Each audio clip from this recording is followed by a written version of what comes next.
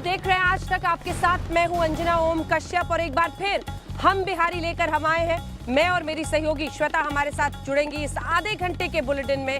बिहार चुनाव की हर तस्वीर, हर वो नजरिया, हर वो चुनाव प्रचार जहां से खबर बड़ी हो रही है। लेकिन सबसे पहले हम बात मुंगेर की करेंगे, खास तौर पर मुंगेर हिंसा में एक बार फिर से श्वेता, जो आगजनी, जो बवाल की तस्वीरें आई, उसने हर किसी को परेशान कर दिया। चुनाव आयोग ने भी बहुत बवाल पूरे मामले पर देखते हुए एसपी और डीएम को हटा दिया है। लेकिन सोचिए, राजनीतिक पार्टियां ऐसी घटना में भी मौका देखती हैं श्वेता। वाकई ये बहुत दुर्भाग्यपूर्ण है, बहुत दुर्भाग्यपूर्ण। जब पहले दिन से वो तस्वीर आई है, कौन एक ऐसा व्यक्ति होगा जिसकी रूह नहीं कांप उठी होगी उन तस्वीरों को देखकर, कि कुछ भक्त हैं जो सिमट कर अपने देवी की मूर्ति के साथ बैठे हुए हैं, लेकिन उनको ऊपर लाठियां भांजी जा रही हैं, गोली चल रही है वहां पर। आज हर आदमी चाहता है कि लोग तह तक जाएं, इसके जांच बैठे इस पर। हालांकि जांच के निर्देश दे दिए गए हैं, लेकिन हुआ कैसे, क्यों हुआ? अगर एक अहिंसक भीड़ थी, वो बैठी हुई थी वहां पर, इस तरह से बल प्रयोग की जरूरत क्या पड़ी? अब एसपी को, डीएम को हटाया गया है, जांच के आदेश दे दिए गए हैं, इससे निकलेगा क्या, ये सबको देखना है। पहले अंजना, हम ये रिपोर्ट देख लेते हैं जो विस्तार से बताएगा कि किस तरीके से मुंगेर में एक बार फिर से आज आगजनी हुई और बवाल देखने के लिए मिला। हंगामा बरपा है, बवाल है, आगजनी है। आक्रोश की आग सब कुछ राख कर देने। मुंगेर की गलियों में पुलिस के फूटों की आवाज के दौरान हुए गोलीकांड के बाद लगा था कि अब माहौल को शांत कर लिया जाएगा, लेकिन इंसाफ की मांग कर रही आक्रोशित भीड़ ने आज एसडीओ दफ्तर और एसपी दफ्तर पर हमला बोल दिया। लोगों ने पत्थरबाजी की, उपद्रवियों ने कई थानों में आग लगा दी। 3-4 थानों के क्षतिग्रस्त होने की सूचना है, उसका आकलन अभी किया जा रहा है। सर कितने लोग घायल हुए हैं इसमें? पुलिसकर्मी कितने घायल हुए हैं सर? अभी हम आकलन करेंगे, कुछ भी है। ठीक है सर। फिर आपको उपद्रवियों पर कोई कार्रवाई सर? क्या जी? उपद्रवियों पर कोई कार्रवाई? निश्चित रूप से चिन्हित करके कार्रवाई होगी। पूरब सराय थाने में आगजनी और बवाल हुआ तो डीआईजी की टीम मुंगेर की गलियों में उतर गई ताकि शांति कायम रहे। हम पहले भी अपील कर चुके हैं, शांति से रहें। जो भी स्थिति है उसको नियंत्रण में किया जा रहा है। उपद्रवी तत्व जो है वो बीच में नहीं आए और क्षति ना पहुंचाए। जो कार्रवाई होनी चाहिए वो हम लोग करेंगे, जांच होगी सब भी। कोई भी उपद्रवी तत्व ना आए और लोग उसका भीड़ का पार्ट ना बने। आरोप है कि मूर्ति विसर्जन के दौरान पुलिस ने लाठीचार्ज किया। हंगामा हुआ तो आरोपों के मुताबिक पुलिस ने ही गोलियां चलाई, जिसमें एक शख्स की मौत हो गई जबकि कई घायल हुए। मगर पुलिस की माने तो गोली उपद्रवियों ने चलाई। जो इंजर्ड हैं उनको पैलेट इंजरी है, जो कि उससे लगता है कि वहाँ पर जो लोग थे उनमें से ही किसी के द्वारा गोली चलाई गई। लेकिन मैं अभी भी फिर कहूँगा कि जब तक अनुसंधान किसी अंतिम स्थिति तक ना पहुँच जाए और उस संबंध में की गई जाँच किसी एक निर्णय तक नहीं पहुँच जाए, कुछ भी कहना जो है एकदम से अपरिपक्व। इधर आक्रोशित लोग हंगामा कर रहे हैं, उधर मुंगेर की घटना पर कार्रवाइयों का दौर शुरू हो गया। चुनाव आयोग ने सख्त कार्रवाई करते हुए मुंगेर के डीएम और एसपी को हटा दिया है। जांच की जिम्मेदारी मगध के डिविजनल कमिश्नर को दे दी गई है। 7 दिनों के अंदर जांच रिपोर्ट सौंपने को कहा गया है। अब मुंगेर हिंसा की जांच जारी है, साथ ही जारी है इस मामले पर जोरदार सियासत। मुंगेर से गोविंद के साथ आज तक ब्यूरो। तस्वीरें हैं, ये जो हादसा है, ये जो वाकया है, इसने सबको हैरत में भी डाला है और दहशत में भी डाला है। लिपि सिंह जो कि एसपी हैं, जिन्हें अब जनरल डायर से जिनकी तुलना की जा रही है, वो बाढ़ इलाके की पहली महिला पुलिस अधिकारी हैं। और जिस तरह का उनका स्टाइल ऑफ फंक्शनिंग रहा था, जिस तरह से 2019 के चुनावों के समय उन्होंने बाहुबली अनंत सिंह के घर पे छापा मारा था, कई ग्रेनेड और बाकी असलहा बरामद किया था, उस समय इन्हें लेडी सिंघम भी कहा गया था। लेकिन आज की तारीख में ये जो घटना हुई है, इसकी तो कोई एक तरह से कहा जाए तो कोई बात ही नहीं की जा सकती है कि किस तरीके से कोई ऐसे आदेश दे सकता है। लेकिन अंजना, हल्ला बोल भी आप इसी मुद्दे पर कर रही थी और इसी पर आप चर्चा भी कर रही थी। क्या है आम राय इसको लेकर? अगर इस मामले को लेकर किसी ने आदेश दिए हैं, निर्देश दिए हैं और किसी पर सीधे तौर पर कहा जा सकता है कि यह व्यक्ति इसका जिम्मेवार है, तो कौन हो सकता है वो?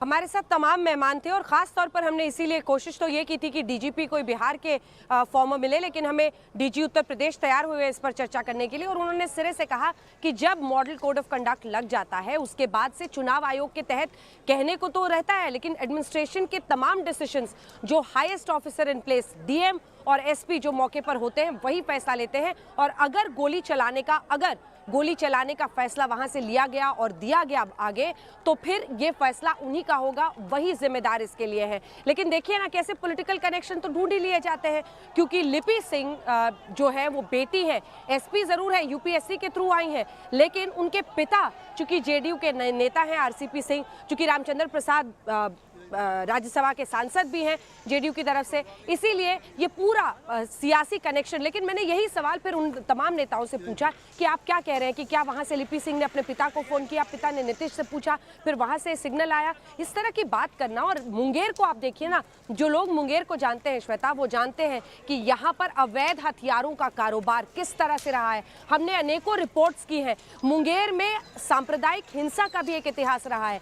सिर्फ इतना कहना है कि संवेदनशील घटना है, इसको पॉलिटिक्स के लिए मत उछालिए, क्योंकि एक तो पहले दौर का मतदान उसके साए में हुआ है, अभी 2 मतदान और है सिर्फ, इसलिए इस पर पॉलिटिकल फायदा मत उठाइए। लेकिन सवाल यही है कि एक मुद्दा है और इस पर घेर रही है नीतीश सरकार को तमाम विपक्षी पार्टियां, तेजस्वी यादव से लेकर चिराग पासवान। तो आएगा कहां से? ऊपर से आएगा।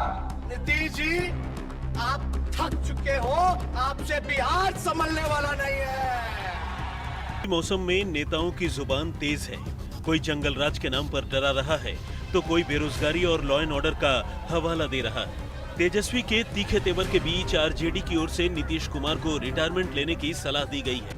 बिहार की वर्तमान दयनीय अवस्था के प्रमुख कारण और बिहार के युवाओं खलनायक नीतीश कुमार जी के सामने नौकरी शब्द का नाम लो तो काटने को दौड़ते हैं, युवा शब्द कहो तो लाठीचार्ज करवाते हैं। अब नीतीश बाबू दिशाहीन, संकल्प विहीन, शक्ति विहीन, युक्ति विहीन हो चुके हैं। अब उन्हें रिटायर करें।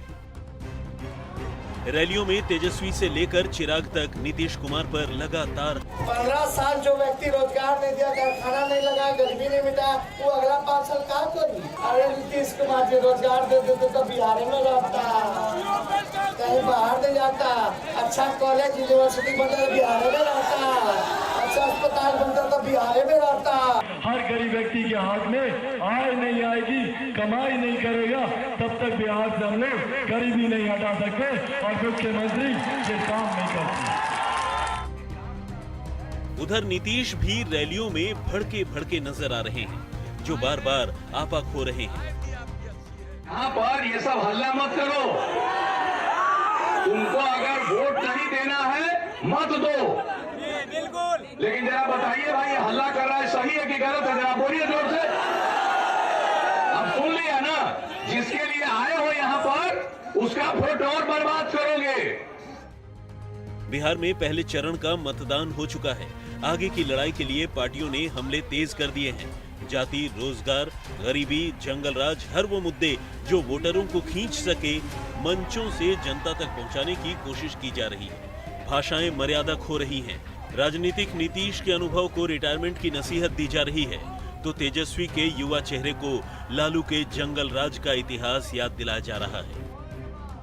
आज तक ब्यूरो।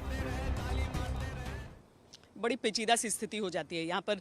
तेजस्वी यादव को सीधे तौर पर जो एनडीए के सभी मंचों से उनको अनुभवहीन कहा जाता है कि किस तरीके से संभालेंगे। हालांकि कल प्रधानमंत्री नरेंद्र मोदी ने जंगल राज का युवराज भी करार दिया था, लेकिन ये अनुभव वर्सेस युवा जोश की जो लड़ाई है उसमें अंजना ऐसा लग रहा है कि नीतीश कुमार के अनुभव को उनके विपरीत ले जाना चाह रहे हैं तेजस्वी, और सीधे तौर पर उनकी थकान की बात कर देते हैं और ये बात कर देते हैं कि अब बहुत लंबे समय तक कर लिया, अब इनसे आगे कोई काम नहीं हो रहा है। और इसको लेकर बार बार वो करते हैं, और जितनी बार जो मतलब जिस क्राउड को वो अपील करते हैं वो इन चीजों को बहुत पसंद भी कर रही है, तेजस्वी के इस अंदाज को जिसमें वो कहते हैं कि अब नीतीश कुमार से होगा नहीं आगे। अंजना,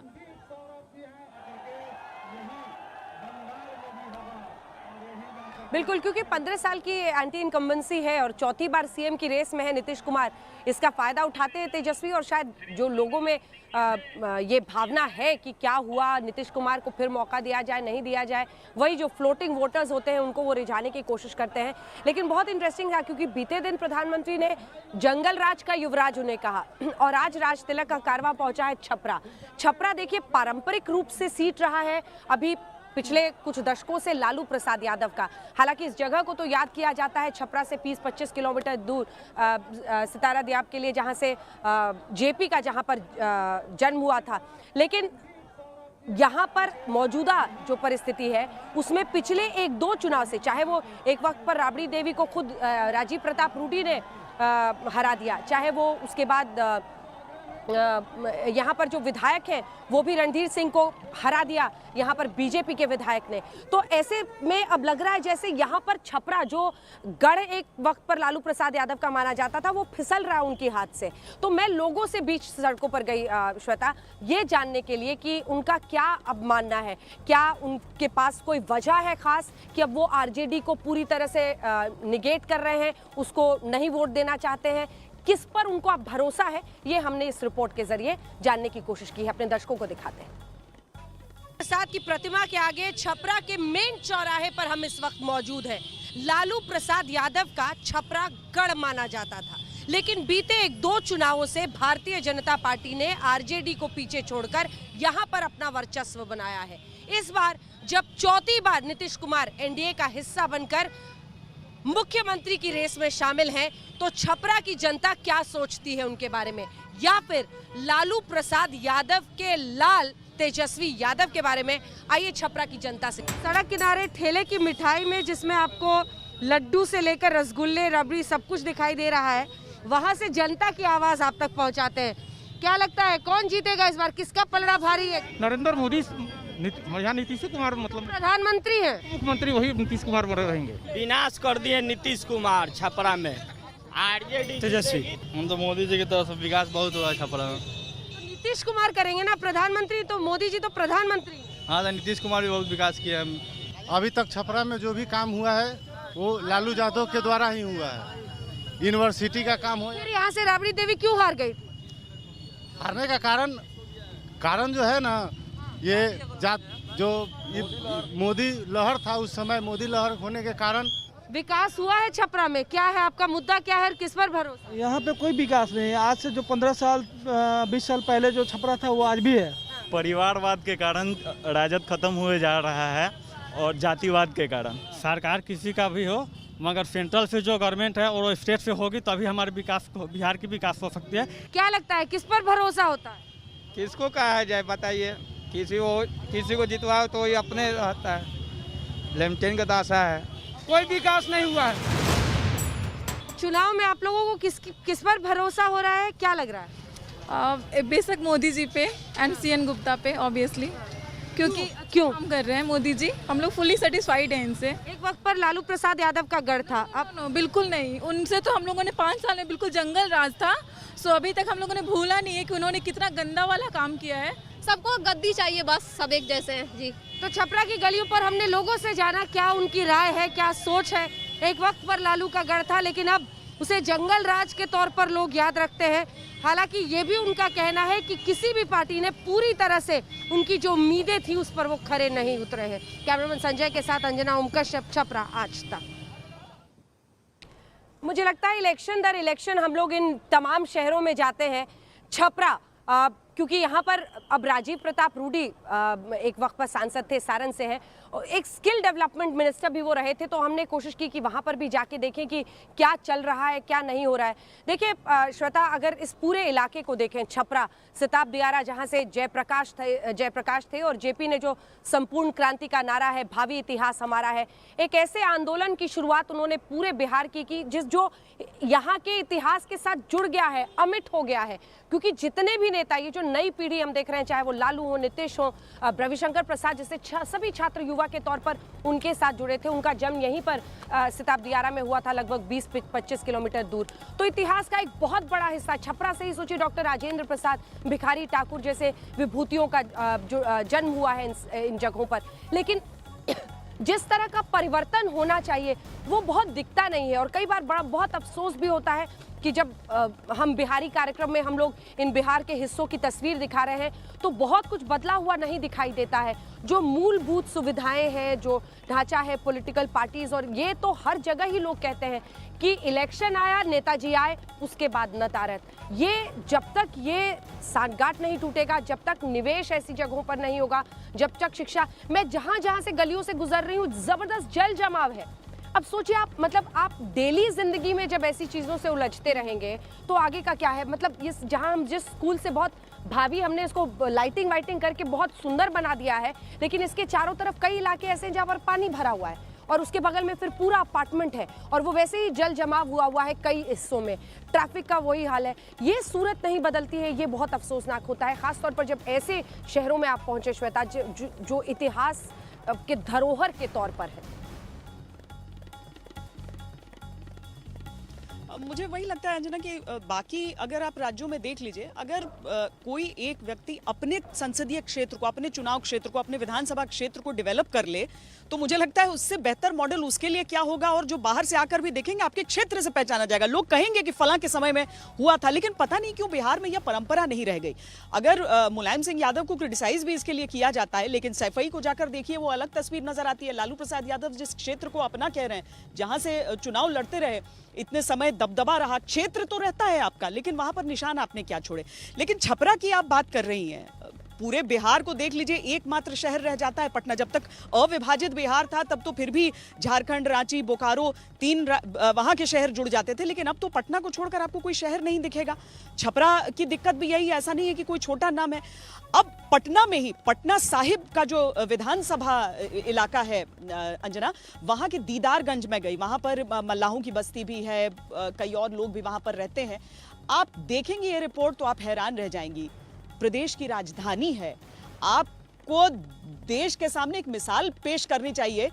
हम दिखाते हैं गंगा किनारे ये बसी हुई बस्ती किस हालात में ये रह रहे हैं, क्या मांग ये कर रहे हैं। देखिए पावनी गंगा और दूसरी तरफ बिना ट्रीटमेंट इस समूचे इलाके का सीवेज जो जाकर गंगा जी में मिल रहा है। हम पटना के दीदारगंज इलाके में हैं, जो कि विधानसभा की सीट के हिसाब से पटना साहिब में पड़ता है। इस इलाके में रहने वाले लोग किस तरह की परिस्थितियों में रह रहे हैं, ये हमें लगता है कि पूछने की भी जरूरत नहीं है, क्योंकि यही बस्ती है और यही ये कूड़े का अंबार। जी, यही सारा कूड़ा फेंकाता है और नगर निगम का इस पर कोई ध्यान नहीं है। हम लोग कंप्लेन करते हैं तो वार्ड पार्षद बोलता है कि डेली गाड़ी आएगा सुबह शाम, लेकिन सुबह में 1 गाड़ी 2 गाड़ी आती है, उसके बाद गाड़ी नहीं आती है तो हम लोग को मजबूरन कूड़ा करकट बाहर फेंकना पड़ता है। ये बताइए कि आप लोगों का गुजर बसर क्या होता है, क्या काम करते हैं यहाँ पे? बाजार में, दिहाड़ी में करते हैं, मजबूर। इन लोग का मछली का बिजनेस है, बाजार से यहाँ आप लोग को क्या दिक्कत है? बहुत सा दिक्कत है। जैसे नगर निगम एक तो आता नहीं है, रोजगार की कोई ये नहीं है। गवर्नमेंट आई भी है, आती भी है तो एक बार सिर्फ वोट मांगने, उसके बाद चली जाती है। हम लोग का गर्द में जीवन बीतता है। हाँ, यहाँ पर हम लोग का बहू बेटियाँ पढ़ने लिखने नहीं जाती है। यहाँ पर कोई सा उच्च विद्यालय बगल में नजदीक में नहीं है। आप लोग में कितने हैं जो मछली पकड़कर यहाँ पर अपना जीवन चलाते हैं? पकड़ते हैं मछली तो लोग बहुत गंदा बात करता है, गाड़ी बकता है, छीन लेता है। जाते हैं तो है भैया ना ले लेते हैं मछली। तो सुरक्षा नहीं है आप लोग को? कुछ नहीं। हम मेरे पापा भी मछली मारते हैं। मछली पकड़? जी मैम। तो उसमें कैसा चल रहा है? मतलब लोग सोचेंगे गंगा जी बह रही हैं, आप लोग अच्छा कमाई हो जाता होगा। जी अच्छा ही चलता है। अच्छा चलता है जी मैम। लेकिन इस व्यवस्था में रहना पड़ता है। यस मैम, ये बहुत व्यवस्था खराब है। मेनली यहाँ पे जो है ना, यहाँ पे शराब उराब बिकते रहता है। यहाँ 80 अवैध। Yes ma'am. तो ये बताइए कि छठ पर्व के टाइम ये नाला बंद होता है? नहीं बंद होता है। तो व्रती लोग जो होती हैं तो उस टाइम ये नाला से आते रहते हैं? वैसा ही जाते हैं, वैसा ही रहते हैं। नाला वैसी रहता है, नाला वैसी चलते रहता है, नाला चालू रहता है, नाला थोड़ी बंद होता है। तो महापर्व के टाइम भी नहीं बंद होता है। आप लोगों को इस गंदगी में जीना पड़ता है सबको। हाँ, खुद हम लोग साफ सुथरा करते हैं जी। कुछ फंड भी आता है तब ये जगह वार्ड पार्षद होता है क्या कि खुद धर लेते हैं। कुछ काम नहीं कर, 1-2 को भेजाते हैं और बाकी सारा पैसा पचा जाते हैं और कुछ नहीं। पूरा मोहल्ले वाला सब मिलके करते रहता है, साफ करना पड़ता है। अच्छा, आप में से कोई एक भी आदमी है जो सोच रहा है कि नहीं ऐसा नहीं है, सब ठीक है? एक भी आदमी नहीं है। ऊपर से लेकर नीचे तक कोई ऐसा अगर नहीं सोच रहा है तो सोचना उन लोगों को होगा जो प्रतिनिधित्व करते हैं इनका। अगर वोट पा लिया है तो उसके आगे काम क्यों नहीं होता? आंखों से देखकर कोई खुद सोचे, क्या यहाँ इंसानी बस्ती बस सकती है? कैमरा पर्सन सैयद मोहसिन के साथ श्वेता सिंह, पटना आज तक। नाक के नीचे राजधानी पटना में ऐसी तस्वीर, और तब सोचिए जब नमामि गंगे का फंड भी इसके लिए आवंटित रहता है। अभी के लिए हम बिहारी में अंजना और मुझे दीजिए इजाजत, लेकिन अंजना के साथ अब से आधे घंटे बाद आप 8 बजे राज तिलक में सीधे छपरा से जुड़ सकते हैं। अभी के लिए इतना ही, देखते रहिए आज तक।